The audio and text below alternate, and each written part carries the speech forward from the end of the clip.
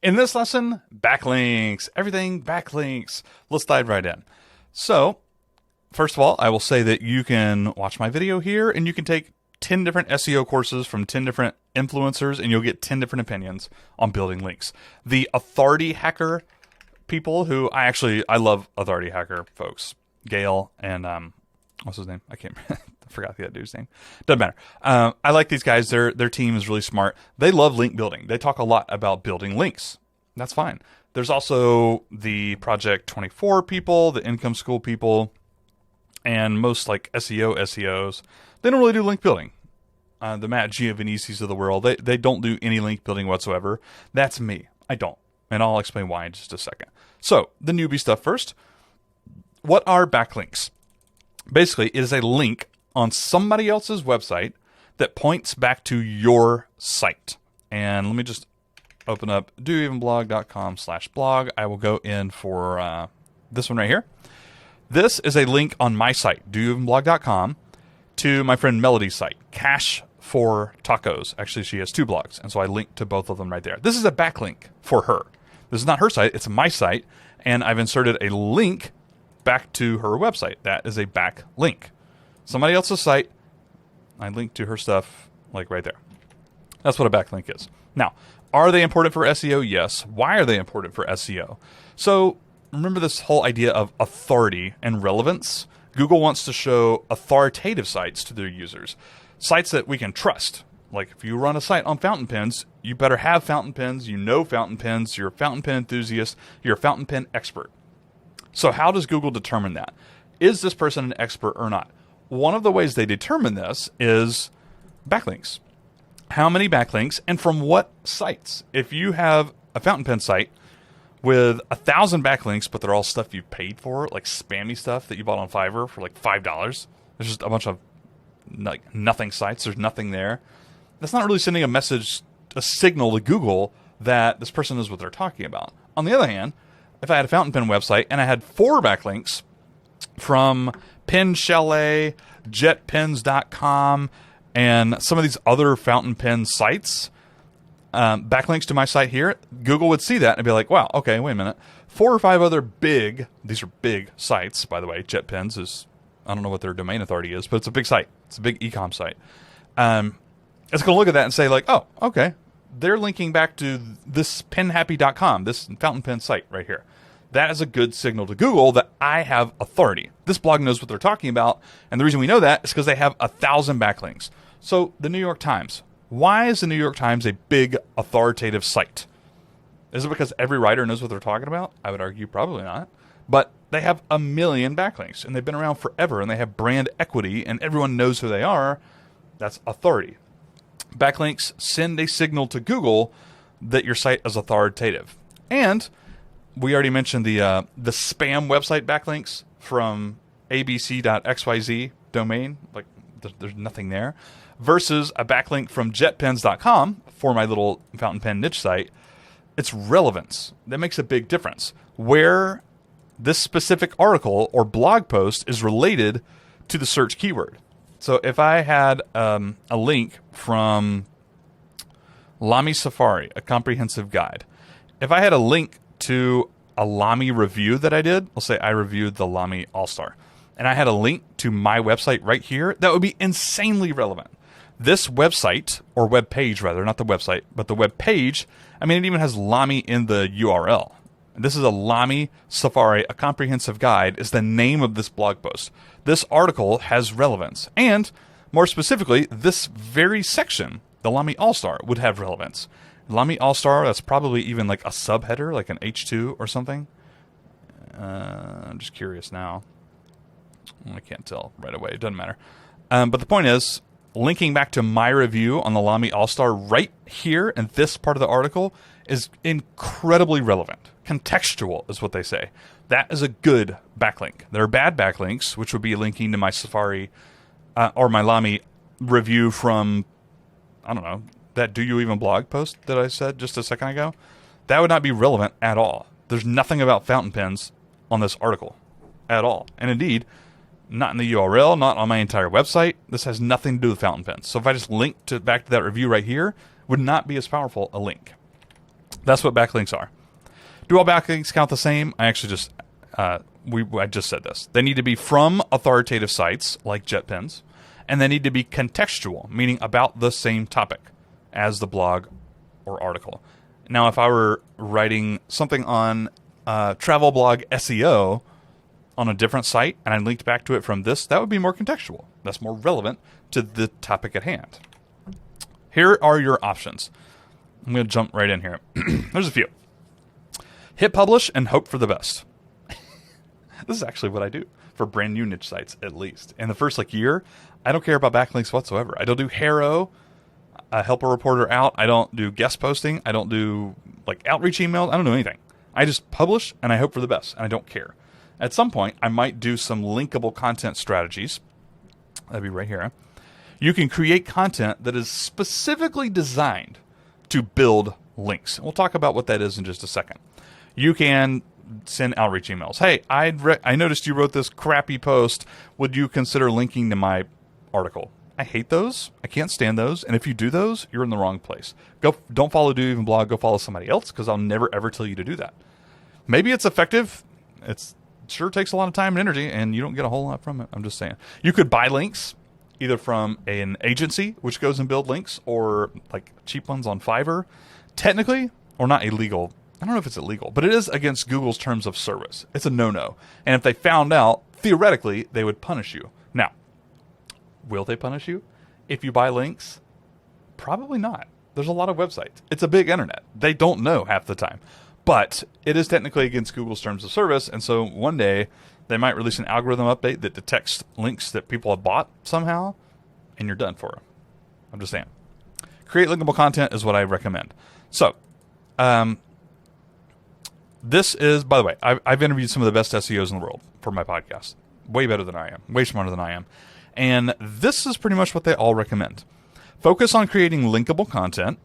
Promote and market your blog post as usual. Share on socials. If you have an email list, email them about it. That sort of stuff. Responding to Haro, I would include in this. I don't do that anymore because it takes a lot of time, and the links you get aren't that great. But I would include that in this promoting your content sort of thing. And then optionally write guest posts. We'll talk about that in a second. So what is linkable content? Well, quite frankly, it's content worthy of being linked back to. And there's a few things that might happen here. Content that ranks number one in Google. If you rank number one in Google for anything, you might be picking up links naturally. Why? Because other people, journalists especially, they want to have resources in their own article, and they'll just go pick the number one thing in Google and link to it and give you a backlink right there. They won't even look at the site half the time. They're just lazy. They're like, oh, I need to find something on fountain pen industry statistics. And then they'll go to Google and be like, fountain pen industry statistics.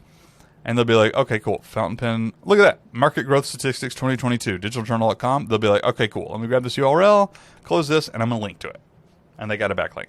So ranking number one in Google is a strategy to grab links. And by the way, those links that this article is picking up, it doesn't have to just benefit this article. It benefits their entire website. Like this digitaljournal.com, they're getting a lot of backlinks for this post based on what I just did. It helps their entire site. And by the way, if they decided to link out to other pieces of content, I don't know if they do or not, but they should, they would be passing some Google juice, some backlink juice, if you will, through to those other pages on their site, if that makes any sense. They sure are linking. This is a weird one. Doesn't matter. Other than like a statistics post, I actually have a lot of ideas down here, which you can go through in your own time. Different things you can do to create linkable content. But just really quick, I'll share how I did this on accident years ago. Like literally 8 years ago at this point. So on my old personal finance blog, I had an audience. I had an email list of 500 people or something like that. And I wrote them an email with a little survey that basically just said, what is your biggest money problem? It was a personal finance blog. Sorry, I need to get a sip of coffee here. I emailed them one question. I got 73 responses, and I wrote a little blog post basically just summarizing my result. And the result, people liked it. It was original research. I got a backlink from Rockstar Finance, Lifehacker, a few other. Forbes. I mean, that was the other big one, but there was like several other smaller sites as well. It was original research. I just asked my audience. I didn't plan on this at all, by the way. I asked my audience something. I compiled the data based on that one question survey. And the other platforms were like, oh, this is interesting. It's unique. It's original. Nobody's done this before, which is stupid. Of course not, but survey your audience. Present the findings. Write a poem instead of a blog post. I love this one. Produce a comic strip to explain your point. This is like above and beyond sort of stuff. And this thing right here has so many backlinks. This is like how to learn Korean in 15 minutes, and it's like a little comic. Look at that. Look how short this is. I'm going to learn Korean in like 15 minutes. A really linkable piece of content. In fact, I guarantee if you threw that into SEO tools, you'd see there's a lot of backlinks. Write your next blog post the way Yoda talks. Write an unpopular opinion. That'll get views and shares and backlinks. Write a popular opinion. Any original data, any original research, that sort of stuff, expert knowledge, industry knowledge that other people aren't writing. Try and be unique when it comes to linkable content. And by the way, just statistics. People love statistics. Stats, right? Fountain pen, stats. That's actually probably something I should do. I don't know how competitive this is right here, but honestly, I should do this. Yeah. Guest posting and then buying links. Guest posting, if you don't have a network of other bloggers to guest post for, I don't think it's worth it. If you're a nobody and you don't know anybody yet, I don't know. This is tough. It's going to require a lot of outreach emails. People don't know you. They don't trust you. Is this content going to be any good? They don't know. It's a lot of time and effort and energy. If you don't mind doing that work, sending those emails, it could be worth it. It's not going to be great links. It's going to be good links. It's not going to be great links. Is it worth your time? Only you know that.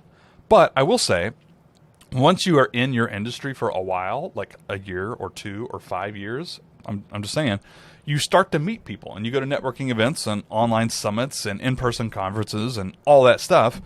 You drop comments on other people's blogs. You build relationships on Twitter, that sort of stuff. Guest posting is 20 times better because people know you. People trust you.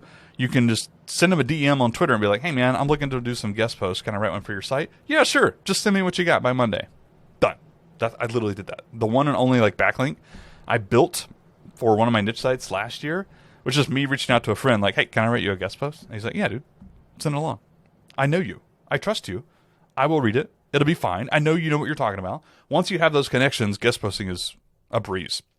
So much less time and energy spent. And again, links aren't great, but it's better than nothing. And you can make it relevant, right? Don't do a ton of links in guest posts, by the way. I won't go into guest posting further, but it can be a viable strategy. Should you buy backlinks? I can't tell you yes or no. What I can tell you is that, honestly, from my own experience, you're not likely to get punished, at least heavily, right away, if you go and buy links. That said, most links are bad. If you're spending less than $5, $20, $50 on purchasing backlinks, it's probably terrible. And it's not doing you any good, and that's wasted money completely. The best backlinks that you can buy probably come from those really expensive agencies, which will build you like 10 links in a month. And they do it because they have connections, and they run multiple sites, and they have clients, and they can make, authoritative, contextual backlinks. It's going to cost you, though. It's going to be really pricey. And even then, it's still technically gray hat. It's against the rules. So technically, I have to tell you, don't buy links. But realistically, are you going to get punished for it? Probably not. There's probably not going to be a whole lot of downside. There's not going to be a whole lot of upside either. But there you go. I don't buy links. Should you swap links? No. I've actually done this a few times just for friends and stuff. I don't even really ask for backlinks in return. I just give people links, like if they're friends of mine and I know them and I can help them out with something authoritative and relevant and contextual, I will. But this is up to you too. Technically, it's against the rules still. You shouldn't swap links with other people. They give you a backlink, you give them a backlink. I don't do this, really. I've done it once or twice for friends, but that's pretty much it. Does Pete actively build links in 2023? I don't. Not for any of my sites. I produce content, and after about a year, my current strategy is to try and produce 3 to 5 linkable pieces of content. I do this after I've written like 100 posts. In the first year or two of a site, at the moment, I'm not doing any link building, period, no hero, no nothing. after that time, my current goal, and I've been doing a little bit of this, is to do a couple of link-worthy content, just to see if I can build up like a little bit more authority. That's all.